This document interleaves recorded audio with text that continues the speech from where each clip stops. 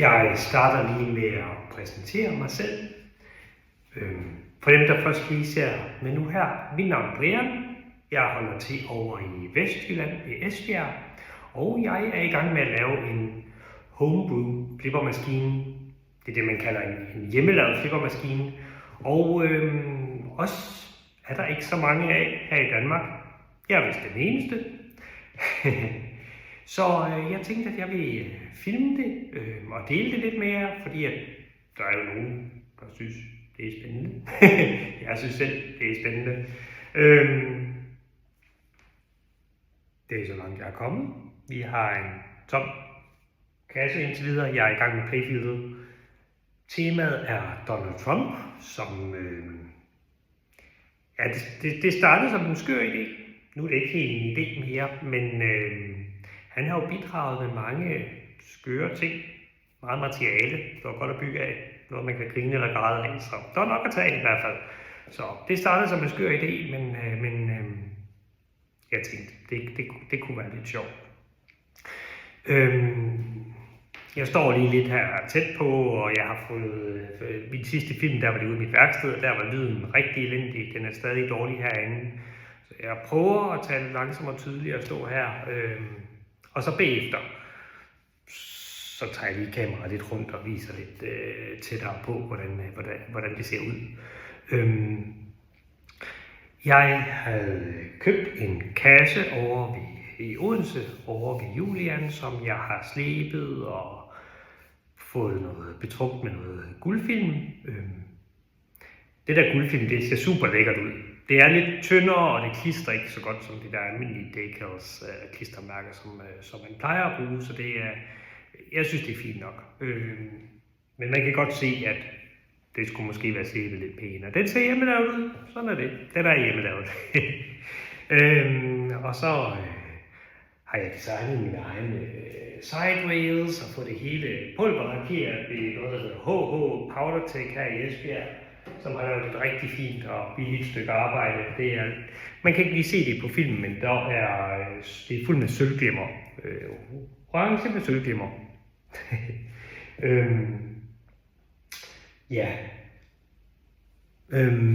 Så har jeg sådan en 27 tommer skærm oppe i toppen af min backbox. Simpelthen fordi, at jeg tænkte, så sparer jeg den der translite væk. Så er det jo bare en skærm, hvor jeg ligesom kan skifte billede på.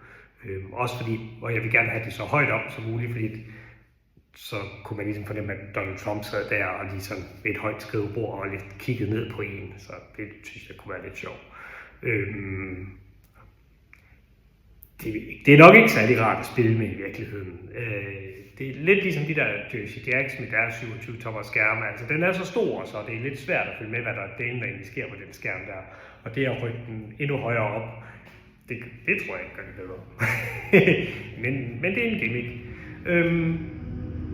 Ja, så har jeg også, jeg går meget op i lyd i flipper. Det der med, jeg kan godt lide det med, at man kan høre call-outs og sige, hvad man nu skal ramme. Så jeg har lavet nogle høretelefoner til, og så får man rigtig kan ligne en idiot. Så er der sådan en, nu er det lidt svært at se på filmen. Ja. Trump, så man rigtig kan ligne en idiot, når man står og spiller på den. Det bliver så fint. Og jeg har sat en Sporin golfbold over og fået den på shooter-knappen, og ja. Jeg gør jo egentlig i sådan noget mekanik og elektronikudvikling, mekatronik faktisk, og det kan være sådan noget som robotter, og jeg har også lavet automation og sådan noget. Så det, jeg har bare lidt meget, jeg har mit eget firma og har ikke så meget at se til for tiden, så nu kaster jeg mig over sådan noget flipperværk der. Men jeg mangler lidt arbejde, så hvis der er nogen af jer, der har noget, hvor I kunne bruge sådan en specialist, så tag endelig fat i mig. Det vil jeg være rigtig glad for. Nu skal vi se, nu prøver jeg jo ikke den her tættere på. Det er anden eller tredje gang, jeg prøver at filme det her, men lyden er bare så ringe igennem min telefon. Så jeg har bare en computer til at stå dernede. som kører mit styresystem. Jeg har lavet mit eget styresystem i stedet for det der. De fleste i Homebrew, de bruger noget, der hedder Mission Pinball Framework, og jeg har lavet mit eget i Godot. Sådan, der kommer til at sidde en computer derinde i selvfølgelig. Nu kører det bare fra min bærbar dernede. Og så har jeg lidt elektronik liggende her, hvor som min computer snakker med. Og en 12-tommers bas. Fordi, ja. Det var der plads til. Så det. Og man kan lave, altså, den har et par callouts. Jeg har kun lavet den der attract-scene indtil videre, men nu står den bare og kører. Jeg kan godt starte et spil, men der er ikke nogen baggrund. Det er bare, man kan sætte billeder og film og alt muligt. Det har jeg ikke lavet endnu. Men den har sådan nogle call-outs. Total winner energy. Så det er til, når du trykker på den her venstre flipperknap, så får du det der call-out. Så har jeg hver 10 sekund, kan du aktivere en. Believe me, folks. Og så kan man også starte spillet. If you lose the ball, it's not your fault. The machine is rigged. Så, ja.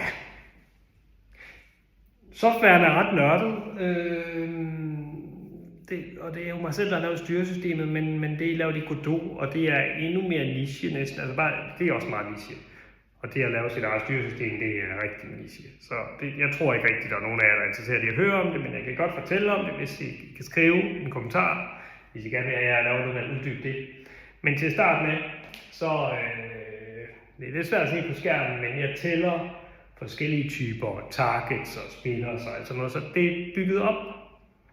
Scoresystemet er bygget op lidt ligesom støvnemaskiner, så jeg ligesom kan tælle, hvor mange spinner man har kørt, hvor mange bomber, hvor mange orbits og alt sådan noget, og det kan så enten lægge sammen til en bonus-ting til sidst, eller lidt ligesom Iron Maiden eller sådan noget, hvor du ligesom kan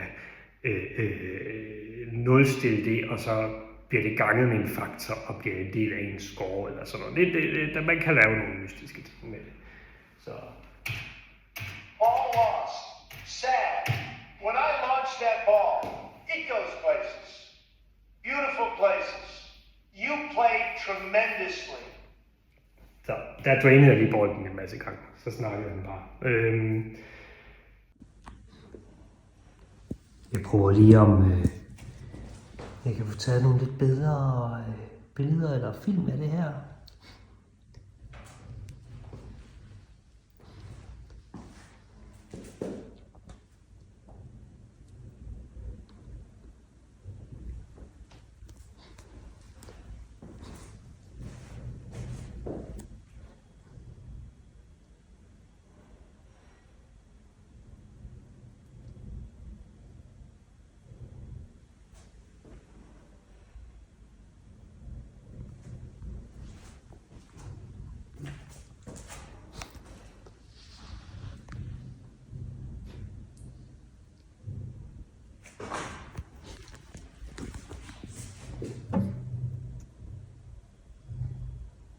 Det er den der, jeg har til at snakke med computeren, og så har jeg sådan en masse noder, som jeg kalder den, på en bus.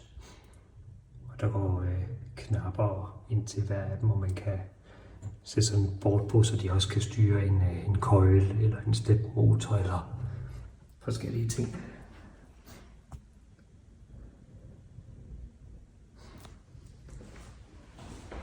Og om bagved der er det bare standard. Der er jeg ikke engang malet eller noget som helst. Jeg har lige spartlet den der lidt, men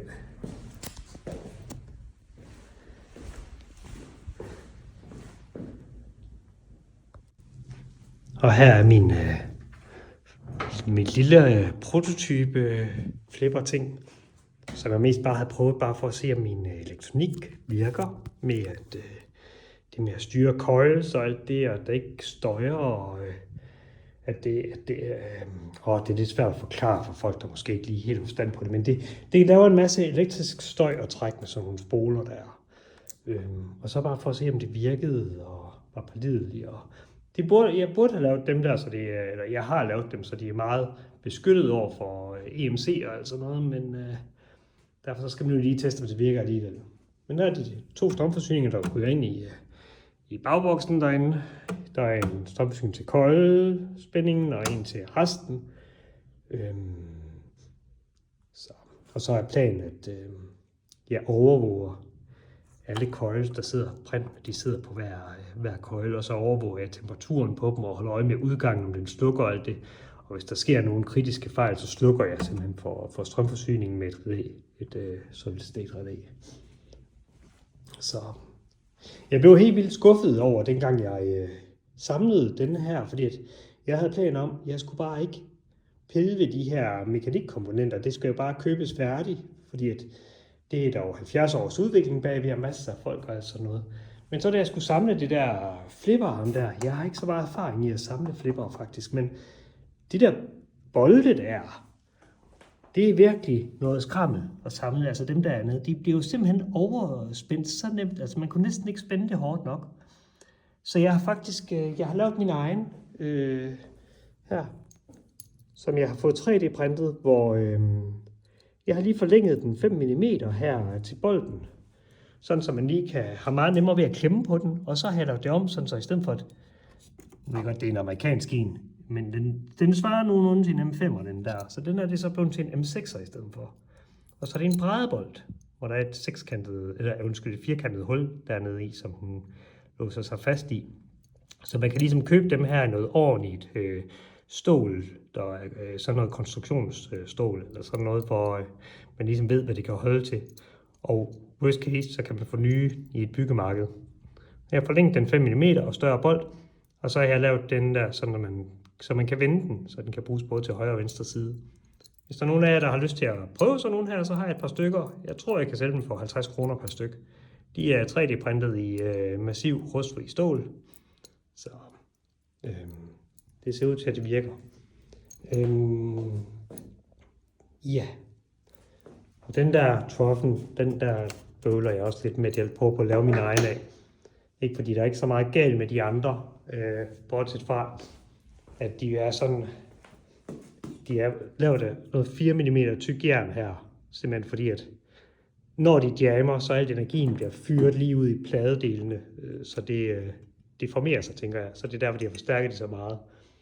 Og jeg tænker bare, det er unødvendigt. Det er simpelthen fordi, man ikke har kontrol over, hvor boldene ligger henne. Så jeg laver lidt min egen. Og så alt det de der optokobler eller switch dernede under. Jeg har lavet min egen. Det er sådan en 3D-printet version, hvor det har en stor induktiv sensor nedenunder, og jeg kan simpelthen tælle boldene, der ligger i den, ud fra sensorværdien. Den virker, sensoren her. Jeg er ikke helt tilfreds med min løftemekanik her. Altså den her, den virker, men jeg synes bare, at den er printet for svag her. Så designet skal lige laves lidt om. Men den er lidt på hold lige nu. Nu prøver jeg lige at filme, hvordan det går med mit playfield. Det her det er inde i SolidWorks, og jeg er lidt præget af, nu har jeg tegnet længe, så jeg har alting i samme farve, for jeg ser ikke rigtig farverne, men sådan hvis man ikke er vant til at kigge på det, så plejer man gerne vil have ting highlight eller sådan i forskellige farver. Så jeg ser det desværre ikke, så det her det er, sådan er det, når man har arbejdet med det i længere tid, så er det mere stregerne her, man ser. Det er det, jeg arbejder ud fra. Men jeg havde håb på om at ligesom være færdig med mit layout i sidste uge. Det har trukket mere ud, end jeg havde regnet med. Og jeg kan se, at jeg har også et par dage, hvor jeg ikke har tid denne her uge, så jeg er ikke sikker på, at jeg når det. Her det er min trough, hvor den jeg viste før, den er tegnet med 3D-print, og så løfter den bolde op der og sådan noget. Men den bliver nok lavet om. Så den skal man lige, det kan vi også bare skjule den.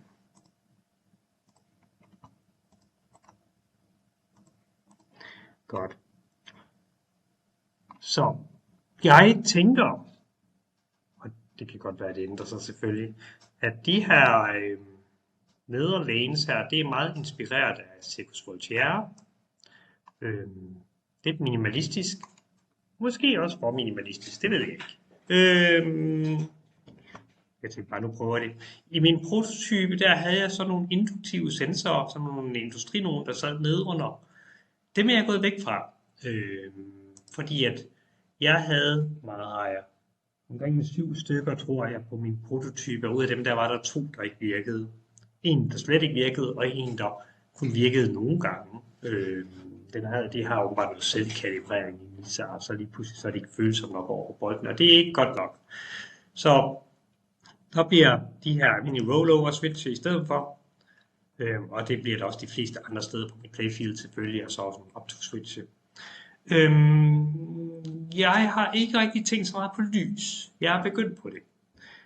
Men planen er, normalt så har du playfieldet, så har du sådan en træpind eller en metalpind, som det nu er på dine moderne støtter, men jeg tænker at lave en til 3. Og så jeg sætter sådan en stor stålplade over hele vejen her bagpå, som ligesom bliver limet og så sømmet fast. Det der det er nede i playfieldet, det der det er inde i træprofilet, og så fortsætter den op, og så heroppe, der ligger der et aluprofil med sådan en gennemsigtig skinne på. De er sorte, de her, og så kommer der så lysdiode hele vejen i dem, og der ser bare lysdiode op. Så der får jeg lys op af playfieldet. Og så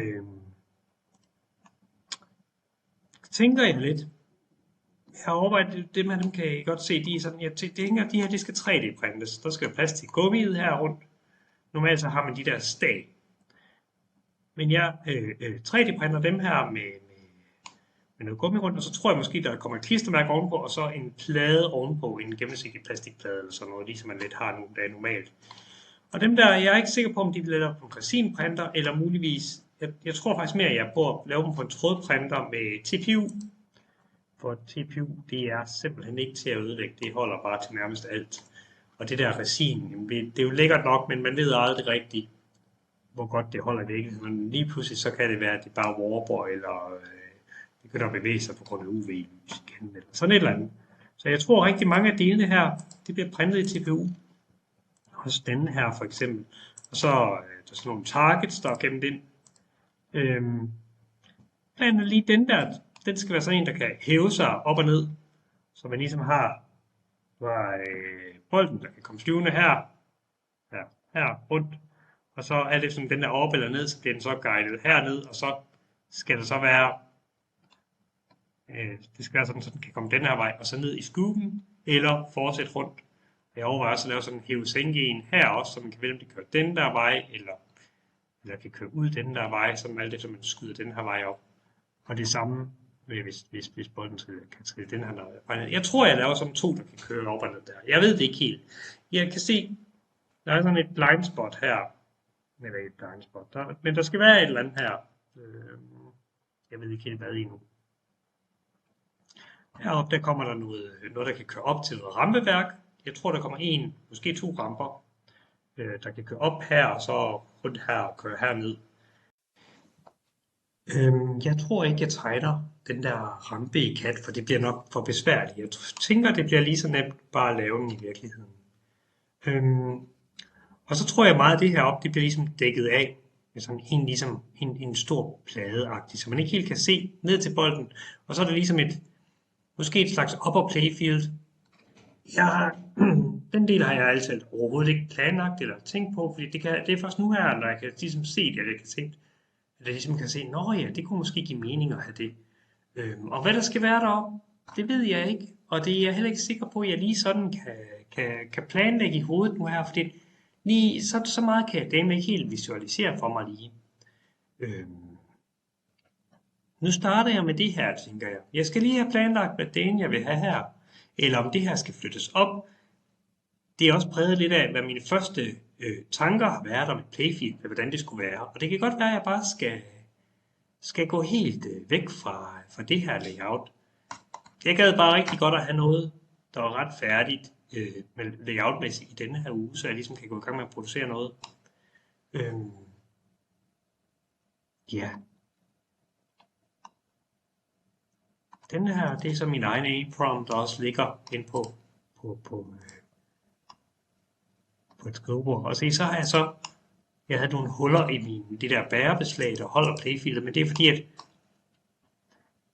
her sidder switchene til flipperne, og de, i stedet for at have de der bladekontakter, hvad hedder de, dem med de der 2 stykker plade, der rører hinanden, så sætter jeg et stumt metal på, og så er det nogle induktive sensorer, jeg har der så måler ud til switchene. Det er desværre lidt en nødvendighed til min elektronik, fordi at det styring, jeg har, der trækker flipperspolerne, det skal helst være direkte forbundet til switchene herover, og det er jo det, så det skal helst sidde fastmonteret på spilpladen. Og det er det jo sådan her. Og jeg tænker, det bliver fint nok, fordi så får du ligesom sådan et, der er jo ikke rigtig nogen sliddel eller noget, så jeg tænker, det skal nok blive fint det her. Og kan den køre hurtigt nok og alt det. Se. Nedenunder, der er vist ikke så meget spændende at vise. Rollover switches, det er de der flippermekanik og slingshots. Det her, det er lys, det ser lidt mystisk ud, det er lys faktisk, der sidder derinde. Det er sådan nogle, der bliver boret huller til dem. Og der er de samme lys inde under den her. Nej, det kan man så ikke se, eller dem har jeg ikke lavet, men den er det der udhulet. Så der kommer også 2 pærer derinde. Og det bliver alle sammen adresserbart lyst ud, og så skal jeg selvfølgelig have en masse pærer her, der skal vise et eller andet, som jeg heller ikke helt har planlagt. Jeg tænker i starten, der springer lidt over, hvor gæret der laves, med at hele playfieldet, det bliver nok bare et stort klistermærke, og så kommer der nok et playfield protector ovenover, som til at beskytte den. Ja. Så det er der status for den. Jeg håber at kunne være klar med et design her i den her uge på playfield.